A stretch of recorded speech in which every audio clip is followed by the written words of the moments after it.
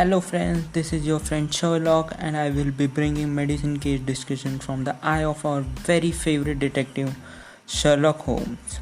So let's begin. Sherlock Holmes is sitting in his clinic patiently reviewing his notes through his mind palace technique. Dr. Sherlock has specialization in diagnostic medicine. OPD next patient. Says Sherlock assistant John. A young female of 24-year-old comes to the clinic with a history of irregular menses since 1 year. Sherlock Holmes believes that it is very important to talk to patient regarding their problem. In fact, he says that patient talk is best or rather gold standard investigation for any disease. But Sherlock cannot stop being Sherlock. Can he? He immediately started deducing things when patient entered his premise. After talking to patient for few more minutes, Sherlock diagnosed patient with PCOS, which is polycystic ovarian syndrome or disease.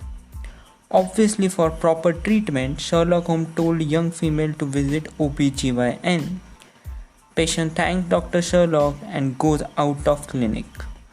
John here is bewildered and just cannot stop himself from asking Sherlock how he diagnosed his first patient so shortly.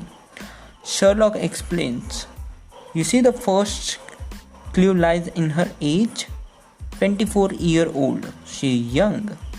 I noticed that she is slightly more healthy with respect to her age. She is obese. When she entered my office, I detected a slightly dark color streak over her nape of neck. This is called as acanthus nigricans, which is usually sign of the diabetes mellitus. When she started talking to me, I realized she doesn't have that typical pitch of woman, which is a sign of hyperandrogenism. Also, she has facial hairs, which again points towards hyperandrogenism, which basically means that her body is producing excess of androgens. You know testosterone? Yes, exactly that kind of androgens. Anyways, elementary John, elementary. This is classical Rotterdam's criteria.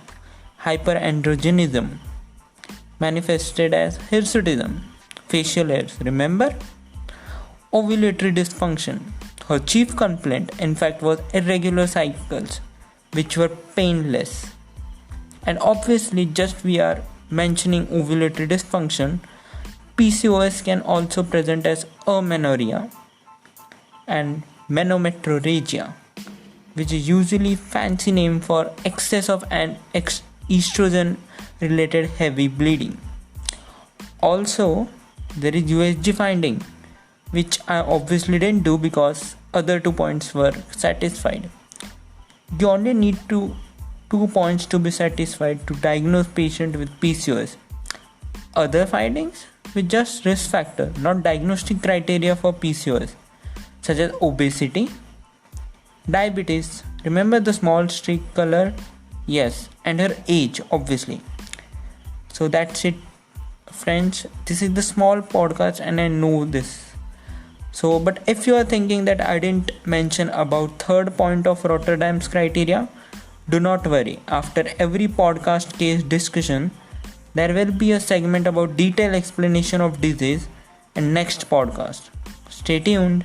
Bye bye.